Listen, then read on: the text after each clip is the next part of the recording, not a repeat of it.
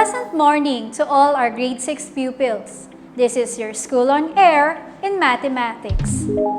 We are really delighted to have you today for our discussion through our radio and telecasting mode of learning. I am Teacher Jam V. Falaria from the Schools Division of Cauayan City.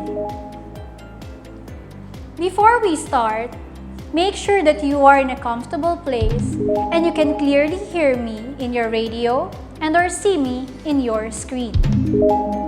Have you taken your snacks?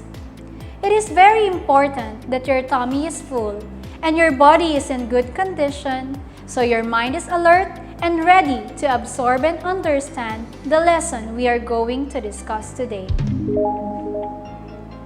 At this point, please get your module for the lesson, Addition of Simple Fractions and Mixed Fractions.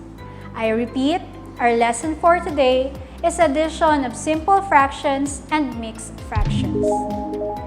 Okay, go and get your modules.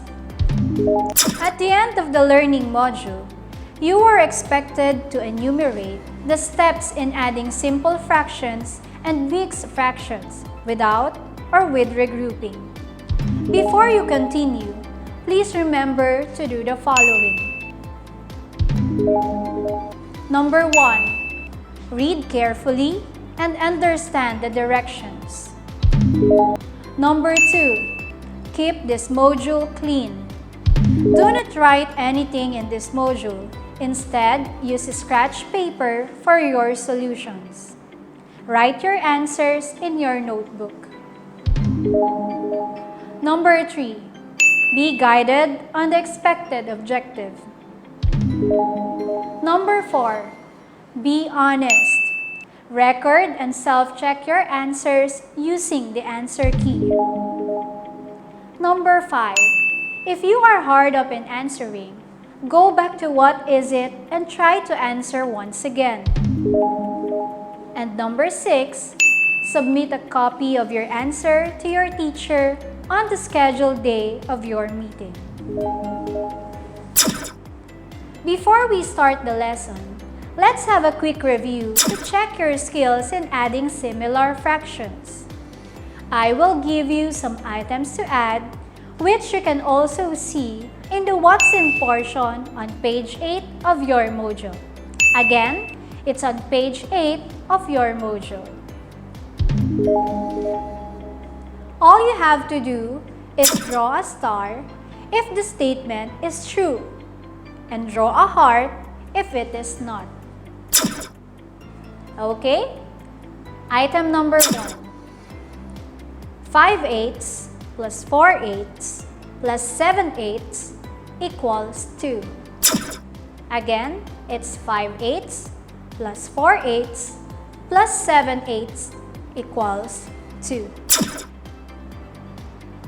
Number 2. 3/5 plus 3/5 equals 6/10. Again, 3/5 plus 3/5 equals 6/10. Number 3. 4/6 plus 5 5/6 equals 6 1/2. Again, 4/6 plus 5 5/6 equals 6 1/2. Number 4. 8/9 plus 8/9 equals 1 7/9. Again, 8/9 plus 8/9 equals 1 7/9. Number 5. 9 3/4 plus 5 3/4 equals 14 6/8. Again, 9 3/4 plus 5 3/4 equals 14 6/8. Okay, time's up. Let's check your work. For answer number 1, the answer is star. For number 2, the answer is heart. For number 3, the answer is star. Number 4, it is also star. And for number 5, the answer is heart. If you got all items correctly, then you did a great job. If you have some mistakes, then you need to practice your addition of similar fractions so you can become better. In adding similar fractions, all we have to do is add the numerators, copy the denominator, and simplify the answer if necessary. However, adding the similar fractions is quite different, for it takes a few more steps before we can actually add. To be able to add the similar fractions, the goal is to make the fractions similar by renaming through the use of the LCD. Once the fractions are renamed, then we can add as we do with similar fractions. To further understand the process, let's take a look at the following problem. Leandro catches 2/3 kilograms of tuna fish and Kelvin catches 1/6 kilogram of yellowfin fish. What is the total weight of their catches? So what is the problem about? What is the question that needs to be answered? What information can we use to solve the problem? These are the questions that we are going to answer in a short while. To be able to solve the problem, we have to determine the total weight of fish that Leandro and Kelvin caught. To do this, we have to add 2/3 kilogram of tuna and 1/6 kilogram of yellowfin fish. For our number sentence, it will be 2/3 kilogram of tuna plus 1/6 kilogram of yellowfin equals blank. The first thing that we should do is align the fractions and compare their denominators. If you notice, 2/3 and 1/6 are the similar fractions since their denominators are not the same. Because of this, we will proceed to step 2, wherein we have to rename the two fractions and make them similar. To do this, we have to determine the LCD, or the least common denominator, of the two fractions. The LCD of 2/3 and 1/6 is 6. Therefore, the denominators of our fractions should become 6. Multiplying 2 over 2 to 2/3 will make the denominator 6 without changing the fraction, since 2 over 2 is just equal to 1. Hence, the fraction is just the same. If we do this, 2/3 becomes 4/6. On the other hand, 1/6 already has a denominator 6, so there's no need to rename the fraction. Hence, it stays as 1/6. Therefore, 2/3 plus 1/6 becomes 4/6 plus 1/6. Since our fractions are now similar, we just add the numerators. 4 plus 1 equals 5. So our numerator is 5. Then, copy the denominator 6. Hence, the sum is 5/6. So going back to our problem, 2/3 kilogram of tuna and 1/6 kilogram of yellowfin is equal to a total of 5/6 kilogram of fish. So, Leandro and Kelvin caught a total of 5/6 kilogram of fish. Our problem is an example of simple fraction added to a simple fraction. This time, let's take an example where a simple fraction is added to a whole number. Turn your module on page 13 and examine example 3. In this example, 5/7 is being added to 6. If you notice, our addends are composed of a simple fraction and a whole number.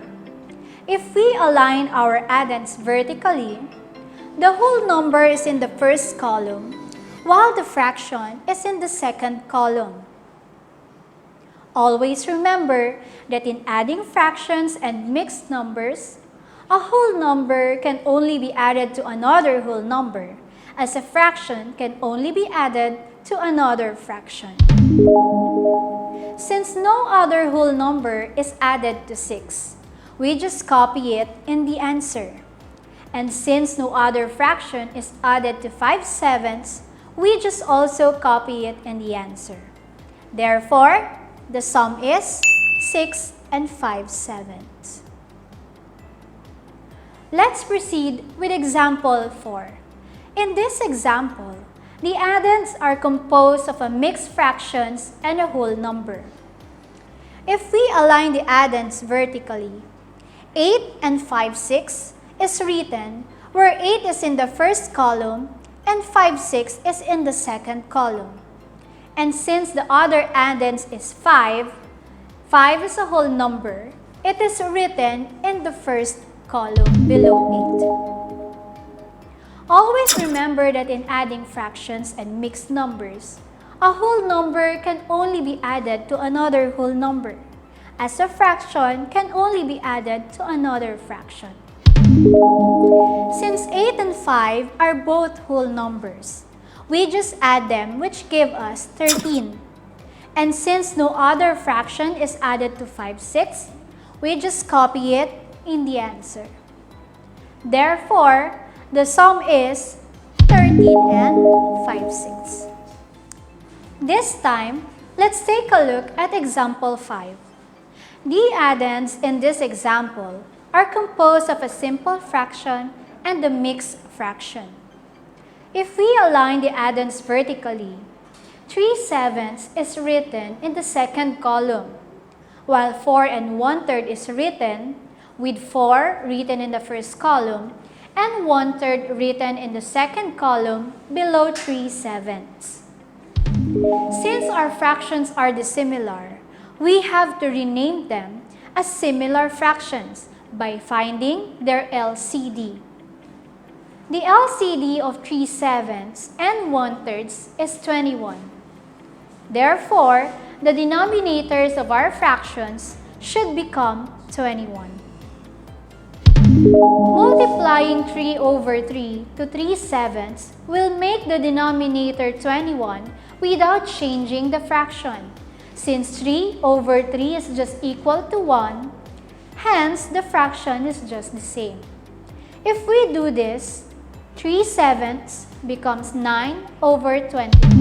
On the other hand, if we multiply 7 over 7 to 4 and 1/3, the mixed fraction becomes 4 and 7 over 21, where the denominator is 21. Therefore, 3/7 plus 4 and 1/3 becomes 9 over 21, plus 4 and 7 over 21. Since our fractions are now similar, we just add the numerators. 9 plus 7 equals 16. So our numerator is 16. Then, copy the denominator 21. And since 4 in 4 and 7 over 21 is a whole number, and there is no other whole number to be added to it, we just copy 4 in the answer. Hence, the sum is 4 and 16 over 21. For our last example, turn your module on page 15 and take a look at example 7. This is an example where a mixed fraction is added to another mixed fraction.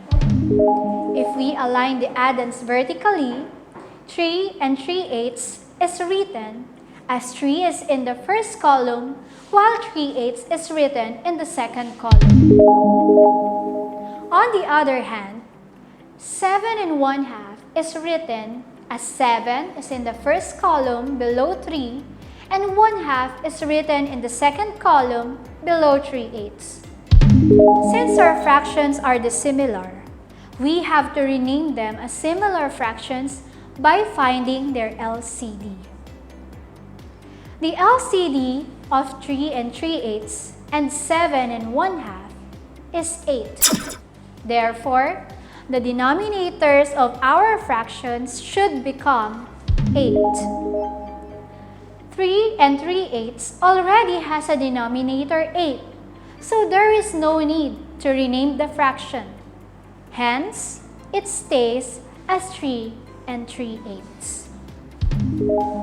On the other hand, if we multiply 4 over 4 to 7 1/2, the mixed fraction becomes 7 4/8, where the denominator is 8. Therefore, 3 3/8 plus 7 1/2 becomes 3 3/8 plus 7 4/8. Since our fractions are now similar, we just add the numerators. 3 plus 4 equals 7. So our numerator is 7. Then copy the denominator 8. Then add the whole numbers 3 and 7, which gives us 10. Hence, the sum is 10 7/8. Based from our discussion, you should always remember that when we are adding simple fractions and mixed fractions, where the fractions are dissimilar, our first goal is to change them to similar fractions by getting the least common denominator or LCD. Once renamed as similar fractions, we just add the numerators and write the sum over the common denominator. When whole numbers and mixed fractions are involved, note that a whole number can only be added to another whole number, as a fraction can only be added to another fraction. And lastly, always express all answers in simplest form if possible. At this moment, please get your math notebook or one whole sheet of paper and turn your module on page 17. In your notebook or paper, write the necessary information like your name, grade, section, and the date today. Don't forget to write the module number for which this activity is about. The module we have discussed is module number 1. Are you ready? You may keep your modules with you as you listen carefully. I will read and flash on screen the items that you have to answer, which you can also find on What's More on page 17 of your module. You will be given 10 minutes to answer all items. After the given time, we will check your work. Ready? Your time starts now.